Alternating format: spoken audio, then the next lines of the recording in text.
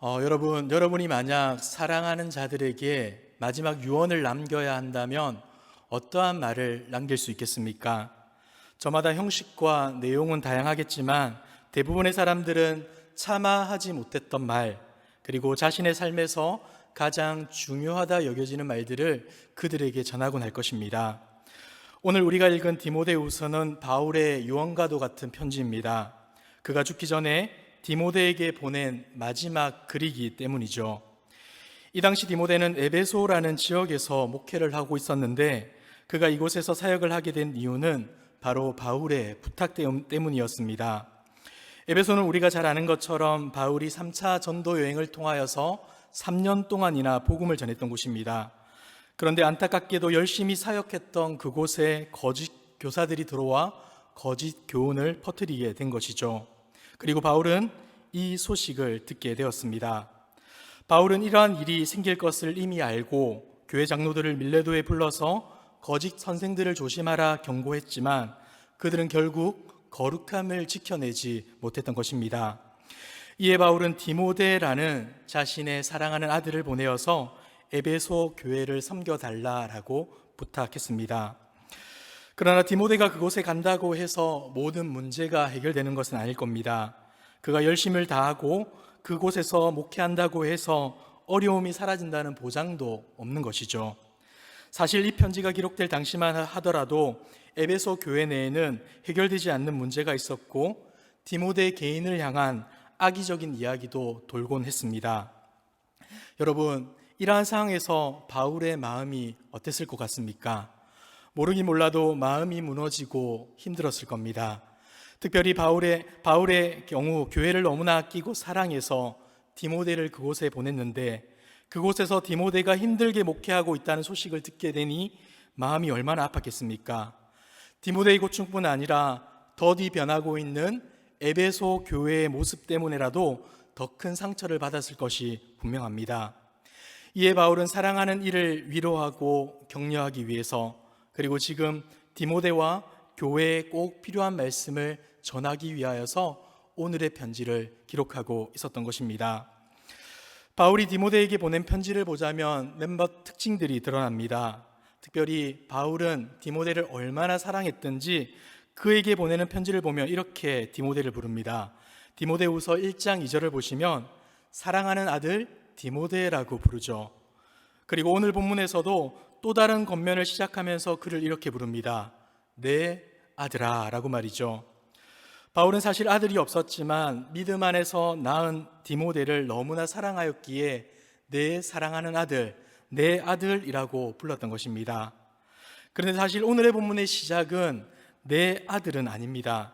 헬라어 원문을 보시면 쉬운이라는 단어로서 본문을 시작하고 있는데 이것을 직역하자면 그러므로 너는 이라는 뜻이 됩니다. 다시 말해서 그러므로 너는 이라는 말로써 오늘의 본문을 열고 있다는 것이죠. 바울은 지금 전혀 다른 이야기를 하고자 하는 것이 아니라 앞에 있었던 내용을 이어서 그러므로 너는 이러이러한 삶을 살아야 한다라는 메시지를 전해주고 싶어서 그러므로 너는 이라는 말을 덧붙여서 오늘의 본문을 열고 있는 것입니다. 자, 그렇다면 앞에서 바울은 디모데에게 어떠한 메시지를 전해주었을까요? 1장 마지막 부분을 보시면 바울은 자신을 대하는 두 부류의 사람을 소개합니다. 먼저 16절 이하를 보시면 아시아 지역, 소아시아 지역을 말하겠죠. 여기에 있던 많은 사람들이 바울 자신을 버렸다라고 말합니다. 특별히 그 중에서도 부겔로와 허모게네를 꼭 집어서 언급하는데 아마도 이들은 교회 내에서 중요한 역할을 감당할 뿐 아니라 배신을 주도했던 인물로 보여집니다. 그런데 여러분, 이 사람들이 왜 바울을 배신했겠습니까? 왜 버렸겠습니까? 모든 이유를 우리가 다 알 수는 없겠지만 가장 결정적인 이유는 바울이 다시 옥에 갇혔기 때문일 겁니다. 당시 아시아에 있던 교회들은 바울에게 크게 의존했습니다. 그런데 바울이 다시 체포되었다라는 소식을 듣게 되자 그들에게는 충격이 되었던 것이죠. 더군다나 그들의 마음은 무너졌고 좌절하게 되었고 결국 바울을 포기하고 버리는 결정을 하게 된 것입니다. 그러나 그렇다고 해서 이러한 사람들만 있었던 것은 아니었습니다. 17절 이하를 보시면 바울에게 긍휼을 베풀어주고 격려해준 오네시보로가 있었다라는 것을 우리에게 알려줍니다. 많은 사람들이 자신의 초라한 모습 때문에 배신을 했지만 신실한 믿음의 동력자 또한 있어서 자신에게 위로가 되고 힘이 되고 격려가 되었음을 알려주었던 것이죠. 정리를 해보자면 바울은 하나님의 귀한 사역을 충성스럽게 감당했음에도 불구하고 많은 사람들로부터 버림을 받았고, 동시에 오네시보로라는 믿음의 동력자를 통하여서 위로 또한 받게 되었다라는 것을 알려주게 되는 겁니다. 그리고 오늘의 본문이 시작되게 되는 것이죠. 이러한 배신의 일들이 있고 나서 그러므로 너는 이라는 말을 하고 있는 것입니다. 우리는 자주 주님이 맡겨주신 사역에 최선을 다하다 보면 삶이 형통하게 될 것이다 라고 생각합니다. 하나님이 우리와 함께 하신다면 그 어떤 어려움도 없을 거라 자신하기도 하죠. 그러나 오늘 바울은 우리에게 무엇을 알려주고 있습니까? 그렇지 않다라는 것이죠. 복음을 위해 열심히 살았음에도 불구하고 감옥에 갇히는 일이 발생하였고 믿었던 사람들로부터 배신당하는 일도 있다는 겁니다. 그래서 바울은 이렇게 말하는 겁니다. 그러므로 내 사랑한 아들아, 너는 그리스도 예수 안에 있는 은혜 가운데 강해져야 한다라고 말이죠. 사랑하는 성도 여러분, 저와 여러분은 지금 무엇을 의지하고 살아가고 있습니까? 우리가 주눅들지 않고 담대하게 이 땅을 살아갈 수 있는 이유가 무엇입니까? 어떤 분들은 사람들이 위로와 힘과 격려가 된다고 말합니다. 맞습니다. 사람들을 통하여서 잠깐의 위로와 격려를 얻을 수는 있는 거겠죠. 하지만 분명한 것은 우리의 근본적이고도 참된 위로와 소망은 그 사람이 아니라는 겁니다. 왜냐하면 사람이란 존재는 믿음과 의지의 대상이 아니라 그저 사랑하고 섬겨야 하는 대상이기 때문이죠. 우리는 얼마나 많은 경우에 사람들로부터 좌절하고 실망합니까? 멀리서 볼 때는 꽤 괜찮은 사람이라 여겨졌는데 막상 가까이서 보면 그 사람의 추하고 더러운 모습을 보지 않습니까? 여러분, 제가 이렇게 말할 때 여러분들의 머릿속에 떠오르는 사람이 있지 않습니까? 근데 그 사람들을 지우셔야 합니다. 여러분들은 먼저 여러분 스스로를 보셔야 합니다. 우리가 얼마나 추하고 거짓되고 더럽고 탐욕스럽습니까?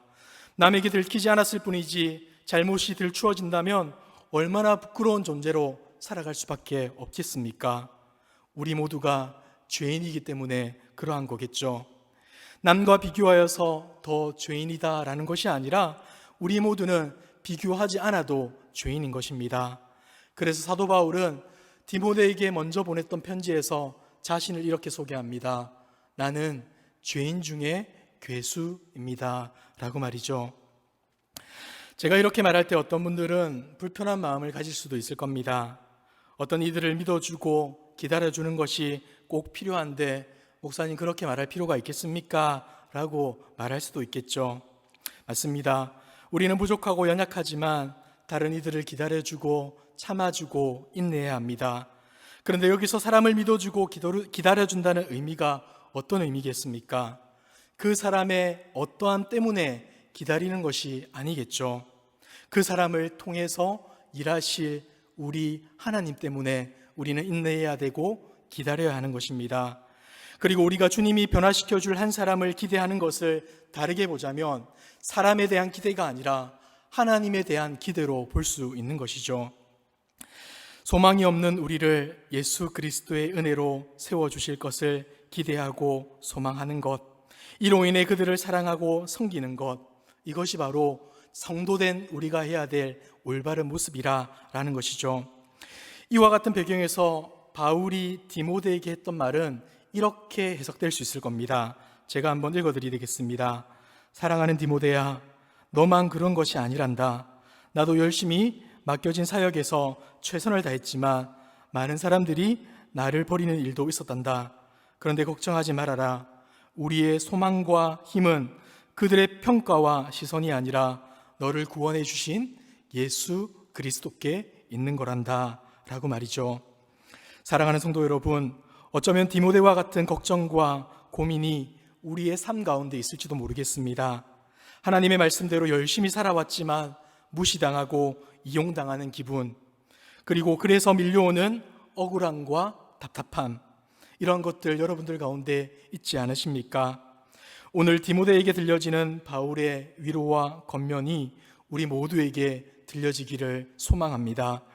사람들의 말과 평판이 아니라 지금도 여전히 우리와 함께 하시는 주님의 은혜로 말미암아 힘을 얻고 위로를 받는, 그리하여 어떤 어려움 가운데서도 담대히 하나님의 말씀대로 살아갈 수 있는 저와 여러분들 되시길 주님의 이름으로 축복합니다. 바울은 이어서 디모데가 그리스도 예수의 은혜로 감당해야 될 사역이 무엇인지 2절 이후에서 알려줍니다. 2절을 우리 다 같이 한번 읽어보도록 하겠습니다. 2절입니다. 시작.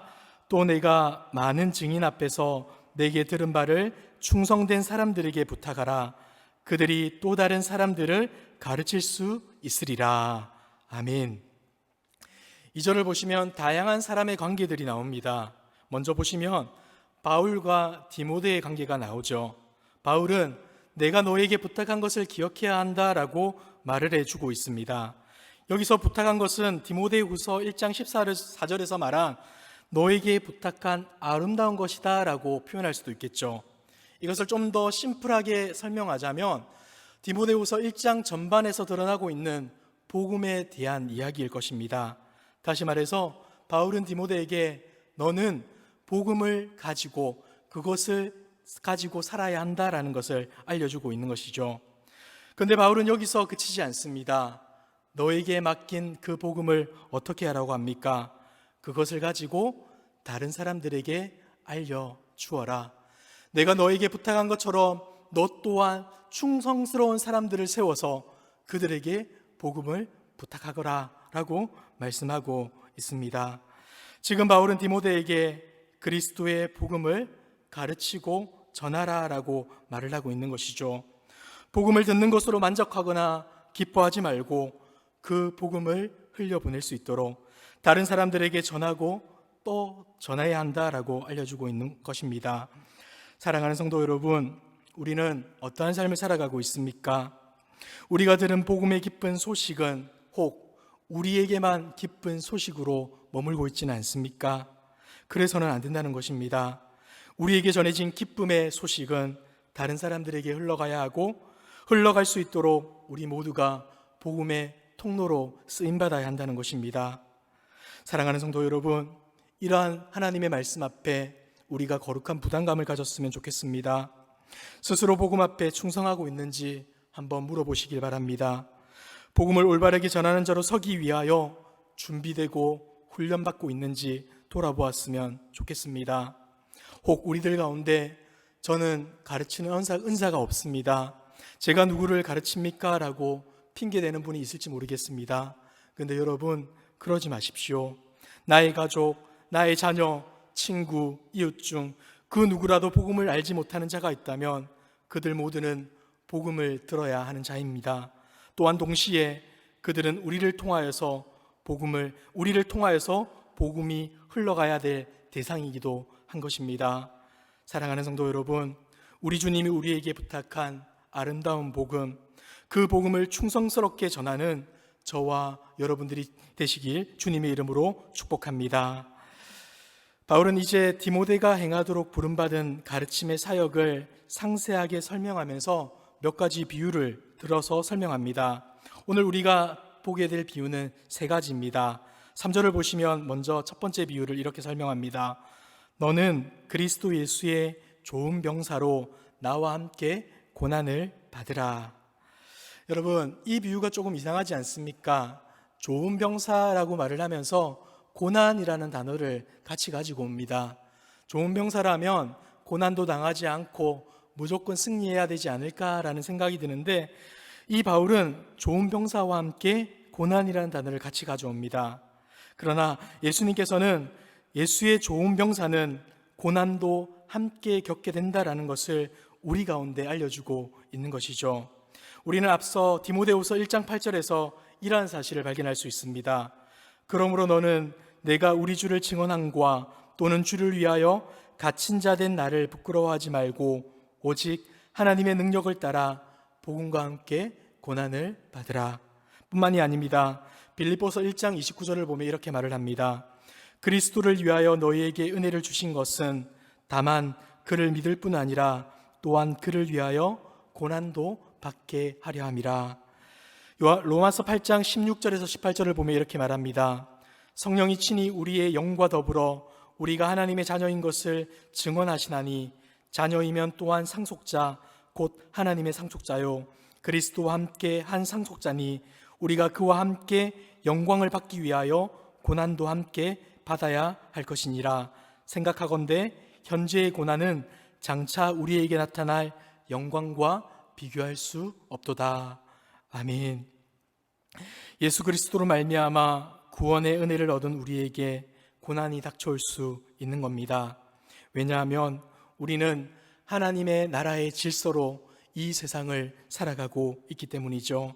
때문에 바울은 많은 서신을 통하여서 우리가 복음으로 말미암아 구원을 받았지만 고난 또한 견뎌야 합니다라고 알려주고 있는 겁니다. 이어지는 사절을 보시면 바울은 병사의 구체적인 특징을 이렇게 설명해 줍니다. 병사로 복무하는 자는 자기 생활에 얽매이는 자가 하나도 없나니 이는 병사로 모집한 자를 기쁘게 하려 함이라. 바울은 병사의 중요한 특징 중에 하나가 자기의 생활에 얽매이지 않는 것이라 말합니다. 여러분 혹시 군대에 가보셨습니까? 아니면 주변에 군대에 간 사람이 있으십니까? 보통 훈련소에 가게 되면 평소에 입었던 옷이나 양말이나 신발이나 모자 같은 것들을 집으로 다 돌려보내게 됩니다. 그리고는 군에서 지급하는 물품들로 몸을 치장하게 되죠.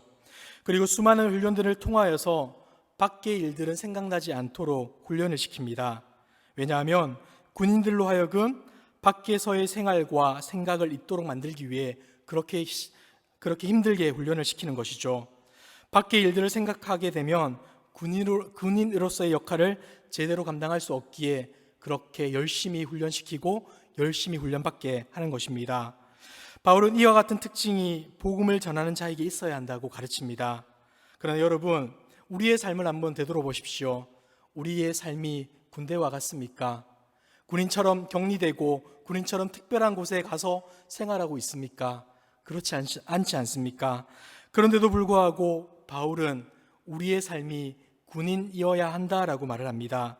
그리고 우리에게 말해주는 것은 세상에서 사는 그 문제 자체가 아니라 세상 속에 얽매여서 살아서는 안 된다라는 것을 알려주고 있는 것이죠. 여기서 얽매이다라는 말은 이런 겁니다. 여러 종류의 실로 옷을 만들 때 실들이 서로 얽혀 있는 그 상태, 이것이 바로 얽매여 있다라는 것이죠.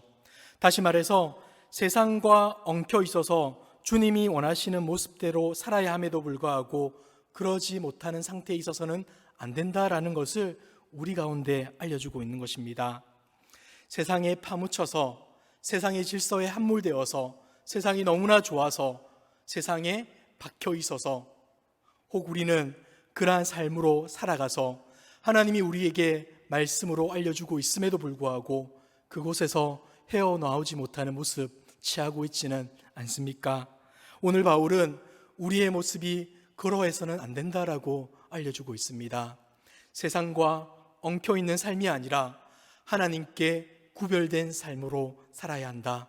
그리하여 하나님이 언제라도 부른다면 하나님, 제가 그 부름에 응답하겠습니다 라고 나아갈 수 있는 좋은 병사가 되어야 한다라는 것을 알려주고 있는 것이죠. 사랑하는 성도 여러분, 우리의 삶을 돌아보았으면 좋겠습니다.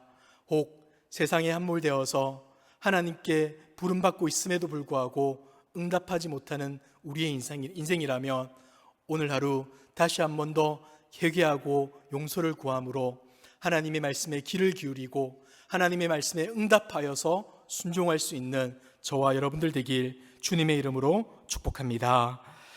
두 번째 비유는 운동선수에 관한 비유입니다. 바울은 자신이 경험한 것들을 비유로 설명하기를 좋아했던 것 같습니다. 앞에서 나왔던 군사의 비유 또한 바울이 감옥에 갇혀 있으면서 보았던 것을 비유로 든 것 같은데 오늘의 두 번째 비유는 헬라 문화 속에서 쉽게 볼 수 있었던 운동선수에 관한 비유를 가지고 옵니다. 5절을 보면 이렇게 말을 하고 있죠. 경기하는 자가 법대로 경기하지 아니하면 승리자의 관을 얻지 못할 것이며. 여러분 혹시 스포츠를 좋아하십니까? 스포츠 경기에서는 힘이 세고 체력이 좋은 사람이 무조건 승리하지 않습니다. 왜냐하면 그 스포츠의 그 안에는 규칙과 질서가 있기 때문이죠. 아무리 운동 능력이 좋더라도 규칙을 지키지 않으면 실격이 되고, 규칙을 지키지 않으면 다른 사람들에게 방해와 불편함을 끼치기 때문에 그 사람들 탈락하게 만듭니다. 결국 말해서 운동선수에게는 중요한 것이 있는데 바로 규칙이라는 것이죠. 여러분들, 이 규칙을 따라서 훈련받기 위해서는 운동선수는 여러 가지를 절제해야 할 것입니다. 특별히 그 규칙에 따라서 움직일 수 있도록 훈련하고 애써야 하는 것이죠. 만약 이 규칙을 어기게 된다면 실격당하는 것처럼 우리 또한 복음 사역 가운데서 하나님이 정해주신 규칙을 지켜야 한다라는 것을 바울은 말해주고 있습니다. 여러분, 우리가 한 번씩 이단들을 보면 이렇게 행동하지 않습니까? 포교 활동을 하기 위해서라면 거짓말도 할 수 있다. 여러분들, 이게 옳겠습니까? 옳지 않은 겁니다. 어떻게 복음과 거짓이 함께 할 수 있겠습니까? 복음은 그 가정조차도 진실하고 참되어야 하는 것입니다. 때문에 바울은 경기하는 자의 모습을 통하여서 우리가 규칙을 따라 올바르게 정직하게 복음을 전해야 한다라는 것을 말해주고 있는 것입니다. 어쩌면 이러한 방식이 더디고 시간이 많이 걸릴 수도 모르겠습니다. 하지만 우리가 그렇게 정직하게 올바르게 규칙에 따라 복음을 전할 때 하나님은 일하실 것이고, 그 일함을 통하여서 하나님은 복음이 다른 사람들에게 널리 퍼지게 할 것입니다. 우리의 생각으론 되지 않을 거라 여겨지지만 하나님은 그 모든 과정을 통하여서, 우리를 통하여서 복음을 전하게 할 것입니다. 세 번째 비유는 농부의 비유인 것으로 보여집니다. 6절을 보시면 이렇게 말을 하고 있죠. 수고하는 농부가 곡식을 먼저 받는 것이 마땅하니라. 운동선수가 정정당당하게 경기해야 하는 것처럼 농부는 열심히 수고하여야 합니다. 농부가 씨를 뿌렸다고 해서 당연히 추수할 수 있다라는 것은 정말로 어리석은 일이 아닐 수 없습니다.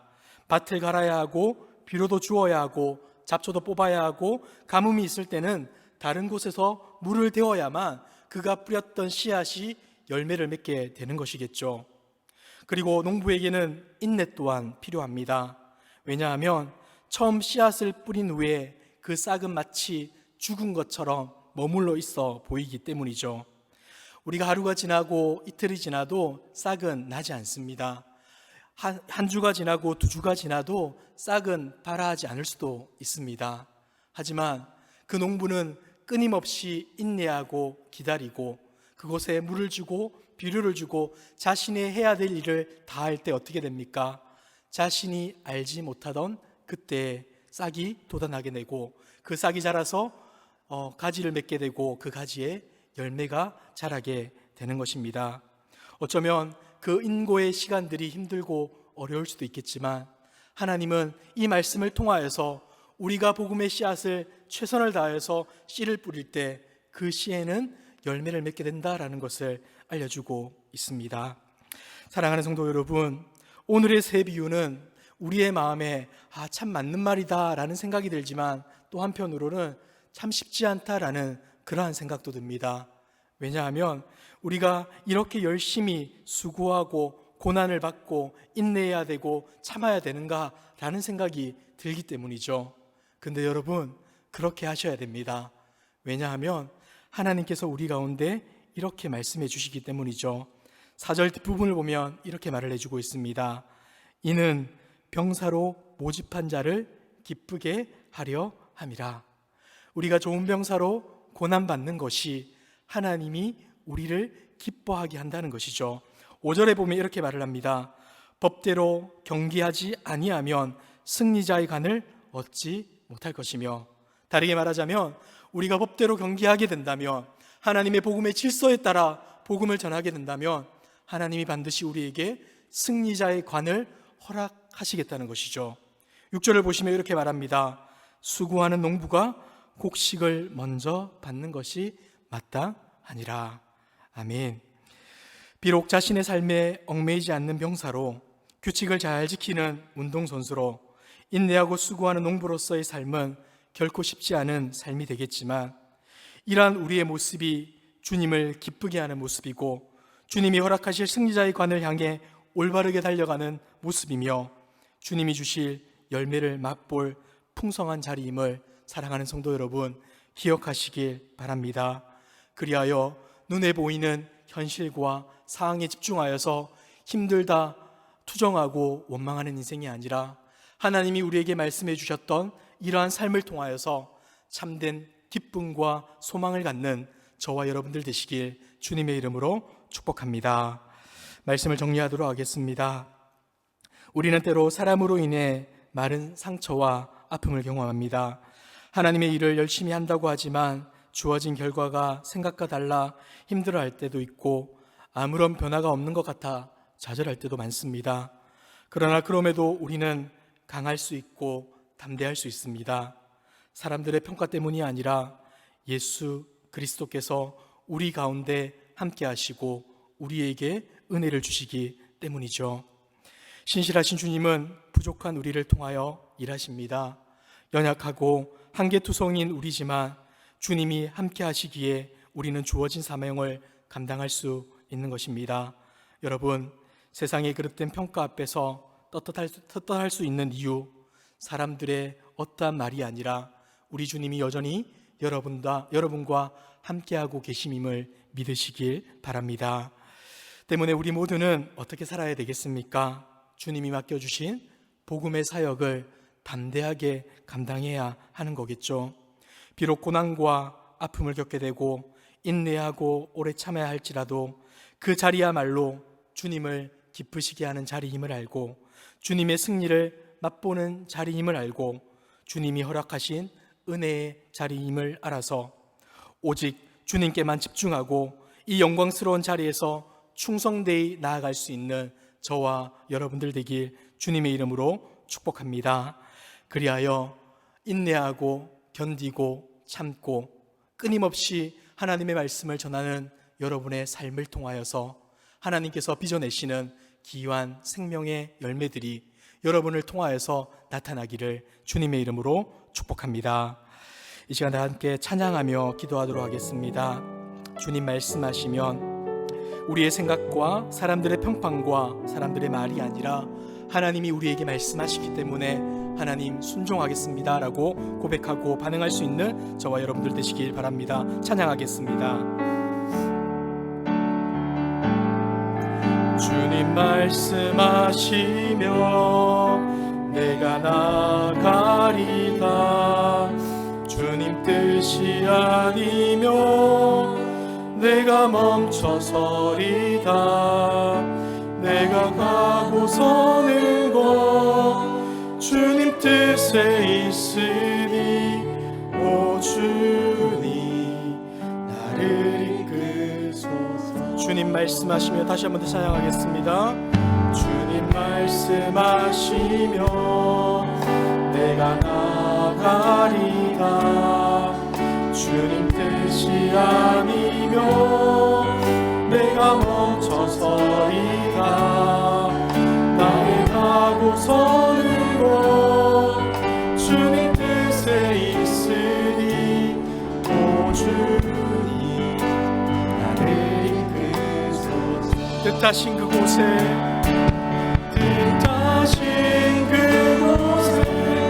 나의 있기 원합니다.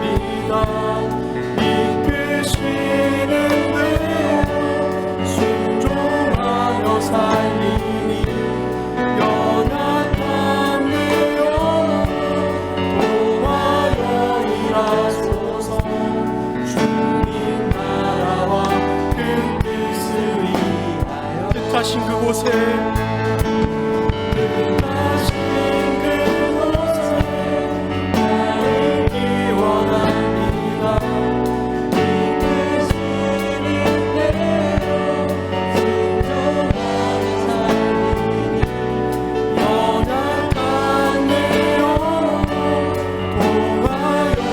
라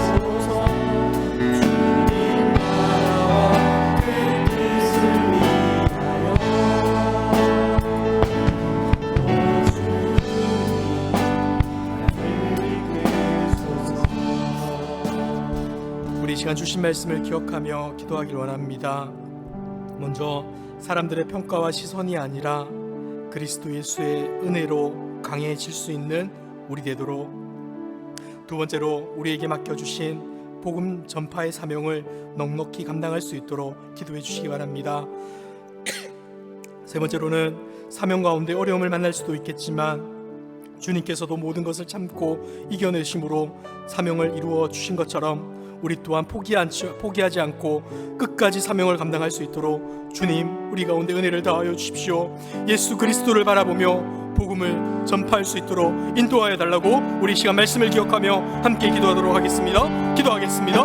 하나님 아버지 감사합니다.